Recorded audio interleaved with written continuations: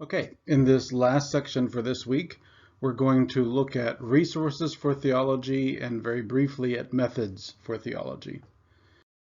When we think of resources for theology, there are typically four that we look to. The very common ones that get mentioned are scripture, tradition, reason, and experience. Sometimes this is referred to as the Wesleyan quadrilateral. I've heard Roman Catholics say that these existed before Wesley. I have no problem with that. I don't think Wesley's even bothered by that. We do want to make sure that we're clear that while we say that these are the four sources, and while it's a quadrilateral, that doesn't mean that there are four equal sides. So that Scripture is not on the same footing as tradition, reason, and experience. Typically for Christians, we understand Scripture to be the supreme authority. It's the one above the others. So these are the sources that we'll be looking to, even as you think about your own theology in class, and then for the paper, those are the things that you'll want to be considering and appealing to. Now, there is the question, is there anything missing from this list? And these have been around for several hundred years without much to add or take away from. About, I don't know, 7 years or so ago, I was team teaching with a friend of mine, and he is a counselor educator. He has his PhD in psychology or counseling education or something like that. I was teaching theology, and we were team teaching a class on the theology of Scripture for ministry. And he made the case that in the class for a fifth source. I wasn't convinced when he started, but I was convinced by the time he was done. And he actually said that that fifth source should be psychology. Now, how does that fit in? His point is that it isn't just what happens to us that makes us think one way or the other. It's what we think about what happens to us. So if we were closer together, if I was seeing you face to face, I would feel free to pick on someone in the class. At this point, I'm not going to call out any names because I don't want you to feel embarrassed, but let's say Joe in class.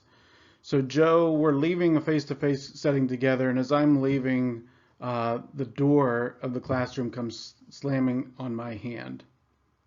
Now, the experience is that I hurt my hand in the door, and the last person to touch the door before it hit me was Joe. So that's the experience, but the psychology is what I think about that experience. So I start to ponder that, and I think, Joe has been looking cross at me all week in class. Every time we're together, he looks like he's bothered or ticked at something. I'm starting to wonder if he didn't do that on purpose. In fact, actually, I'm pretty sure he did do that on purpose. Joe's a jerk, actually. And so this goes and snowballs after a while, and we don't often realize that it isn't just what happens, but it's what we think about what happens. So I actually think that my friend Dr. Mike Rushling was right, that psychology could be a fifth source that could be added to our theology. An example that we've mentioned before would be someone's parents get divorced when they're young, and dad goes off and remarries and pretty much ignores the old family or something like that. That's the experience, but that is going to end up impacting someone's theology if they think about God as Father or are told God is a Father. Well, what does that mean to be a father? All of a sudden, all the psychology, it's not just the experience, what happened, it's the psychology of the experience that is going to impact that. So by and large, there are four. I would advocate well for a fifth. Those four, though, get reduced to three by a theologian by the name of Stan Grenz, and I think he's onto something. So Scripture is equivalent to what he called the biblical message. The tradition, he made an equation with the theological heritage of the church, and then he collapsed reason and experience into thought forms of our culture.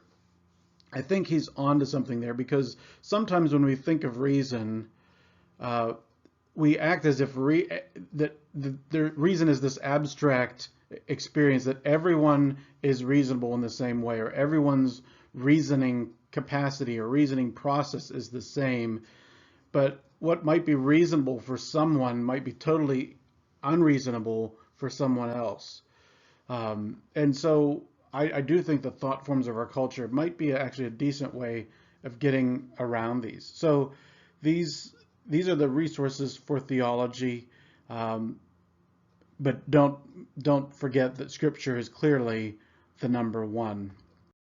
Now I want to turn briefly here to theological method. When we talk about method, we're talking about what do we do, the steps that we go through to actually construct our theology. I have kind of tinkered around and hinted at one as we've gone along in the whole encouraging you to ask questions kind of idea. We're going to talk about 3 different ones that are common and I want you to be aware of. I have biblical classical synthesis here. Even though it's there, you're not going to be asked about that. So don't worry about what that is. But the next one is what's called apophatic theology. Apophatic theology, well, I'll just list them because the next slide's going to unpack them. The other one would be cataphatic theology.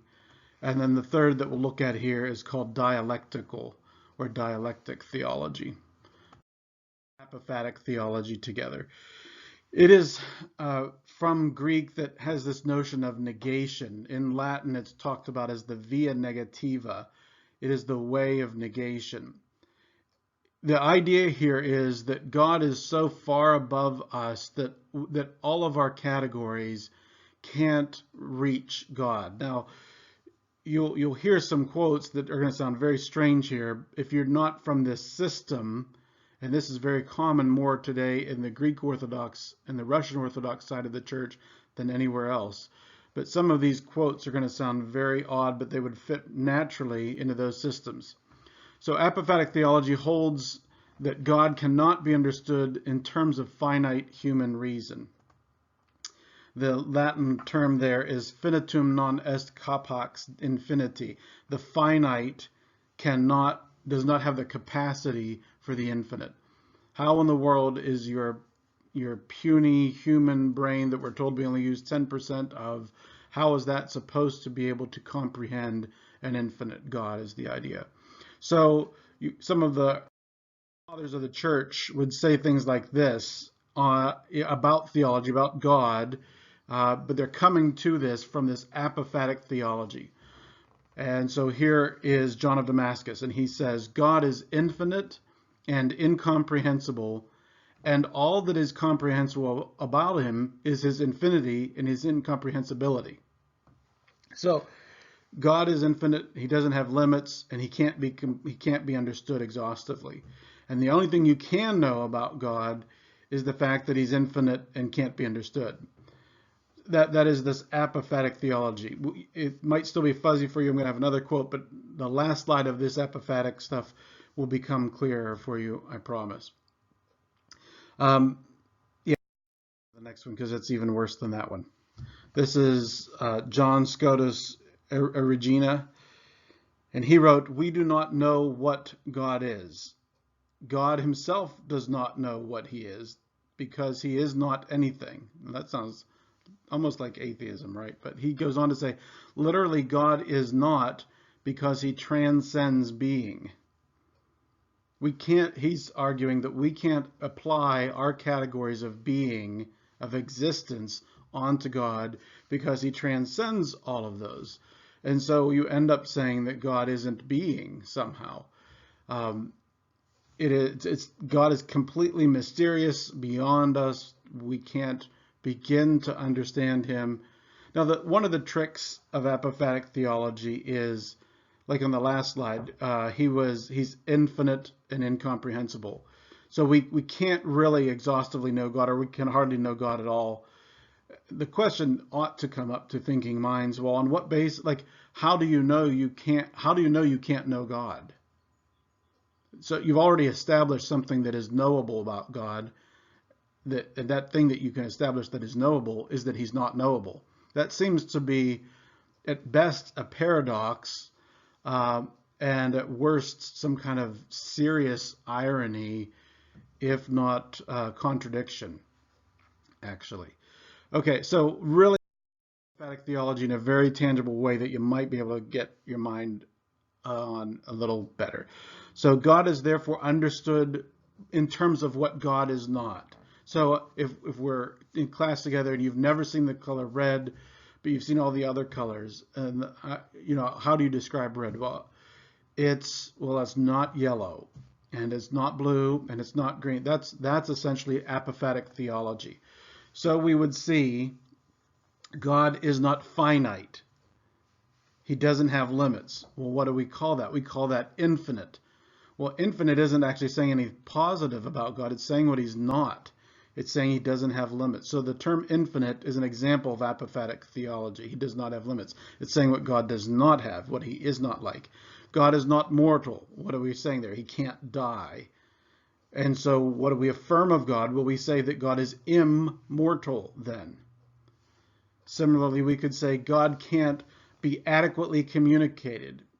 There's no way that human language can fully get its mind around God and God's ways. The technical term there is ineffable then. And then God can't be totally understood, and that is incomprehensible. So anytime, either in this class, in your life, or especially on a quiz for this class, if I give you a word that starts with an IN or an IM, chances are that is an example of apophatic theology. These are all words of negation, things that God is not. God can't be seen, so he is invisible.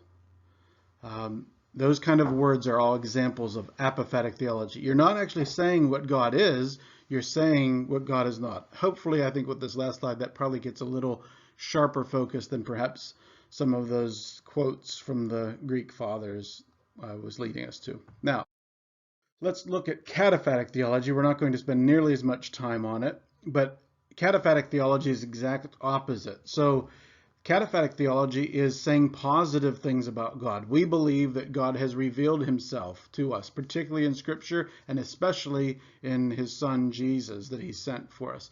And so there are things that we can know and we can affirm about God, that he's loving, that he's kind, that he's forgiving, those kind of things. Anything that we are affirming something good and positive about God, that's an example of cataphatic theology. It's a different approach. It can include things like metaphors and analogies. So in the Psalms, we'll read that God is our rock. Well, it's not saying that God is hard and gray. It's saying God is permanent, strong, dependable, things like that. So cataphatic theology doesn't have to necessarily mean it's literal. It can be using things like metaphors, but it is still saying things that are positive about God rather than things that might be said of God that we're using in words or im or un words. So that's cataphatic theology. It's basically the opposite of apophatic theology. And then the last is dialectical theology. Dialectical theology, think of dialogue when you think of dialectical. Dialectical theology, think of yes and no, a going back and forth. And so that tries to hold the balance between two seemingly mutually exclusive ideas. It would seem that if it's one, then it's not the other. But in Christian theology, we tend to affirm these things that seem to not go together. Two big names, Barth, we've talked about Barth before. He would be the biggest name on dialectical theology. Bultmann would be another one. Tuck those away. I don't know that I'll ask you about them, but really, here's an example of dialectical theology. So we believe that God is hidden, right? He's hidden in his holiness. He's mysterious. He's everywhere, but we don't see him somehow. So God is hidden, but yet we know that God is revealed. He's revealed himself in Jesus Christ. He's revealed himself in Scripture. He reveals himself even through experiences at times. So God is hidden and he's revealed. He's transcendent. We'll talk more about that next week. He's transcendent. He's up there. He's beyond everything, but he's immanent. He's as close as your next breath. So that when we talk about things that seem to be mutually exclusive, that would be dialectical theology. Now, an example that would not be dialectical theology, we would never say that God is sinful and holy at the same time, right? So those those would be two seemingly mutually exclusive ideas, but we don't ever bring those together when we're talking about God. So these are attributes, qualities of God that don't seem to go together, but they do in our affirmations of God. That's dialectical theology. I think that is all I'm going to have for us here. I'll put this up online, and we will see you next week.